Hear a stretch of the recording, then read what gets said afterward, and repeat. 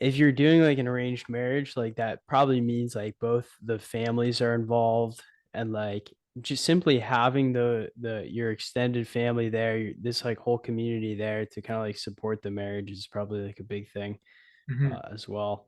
But I saw this guy he's kind of like a professor who quit academia to do his own kind of intellectual pursuits on the internet. He has like a writing course. His name is Justin Murphy. He has a podcast called The Other Life. And I saw one of his projects is uh arranged marriages in America, like for your more or less like your average person. Basically, what he's saying is dating markets are so broken. Um, it's hard to start relationships, and there's people out there who are interested in marriage but are having a hard time finding other people who are interested in marriage. So he set up this arranged marriage thing, and I don't know how it's going, but I would be down to sign up. Not maybe not right now, but I'm not opposed to being a part of an arranged marriage so long as I could veto the person. Hmm. Like I'm not going to be like forced into a marriage with a horrible person, but But you're willing to have some candidates presented and be like, right, some candidates presented, and as long as they are like good enough, like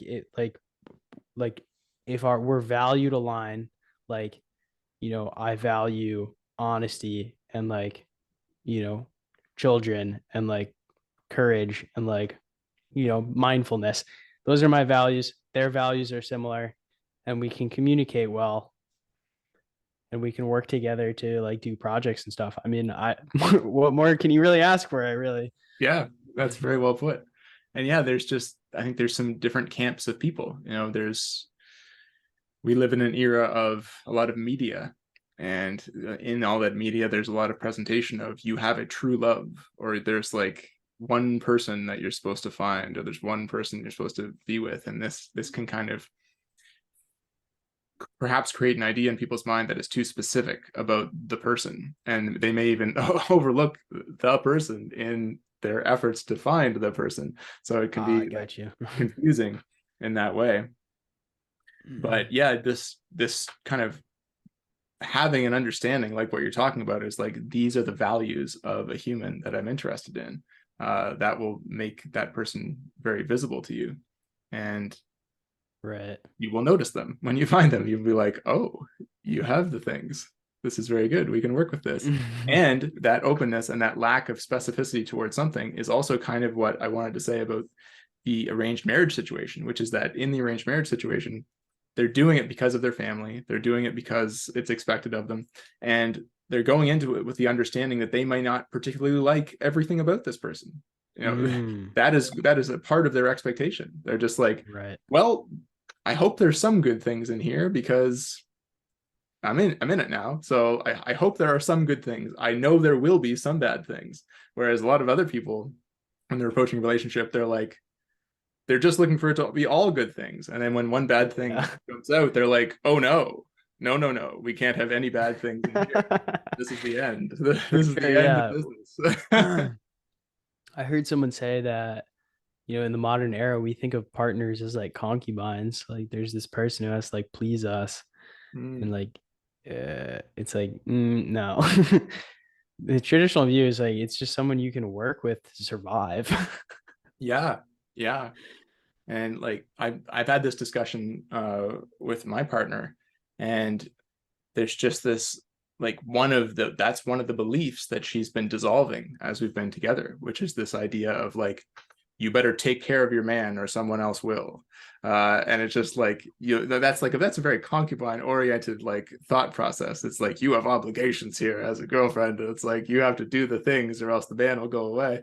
It's like, can't it just be for its own sake and like lovely and something that both people want, and it's just like, it's a good thing, as opposed to this sort of like, these are your obligations in relationship, and that's just, I don't know where that idea exactly comes from. Mm, Maybe it just comes from like the patriarchy, patriarchal society or something. But what the relationship that I'm really interested in is one where both people are not trying to live out some form of the idea about what is expected of them in relationship, but instead it's just two people who really like being around each other, who are kind of making it up as they go and Right. making it unique to the two of them as much as possible. I mean, I think that's what you just described sounds pretty ideal, but I don't know how like often like that kind of happens. Like I know at least for me, like I love that idea of like two people who just love being around each other and they just make it up as they go. But at the same time, I'm attracted to this idea of like there's very clear obligations and like you have clear responsibilities. Like everything's just like laid out. All right, here's what I bring to the table. You know, here's my responsibilities. Here's like kind of like the rules and like guidelines. Like you need to text me at least once a day. Like I actually want this shit like written down because I'll fuck it up if it's not. Yeah, well, I'm sure like there are different types of people. There are the ethereal hippie types that want no rules, and then there are the more pragmatic types who are like, I want it all laid out. And I think everyone benefits from some allotment of each of those categories.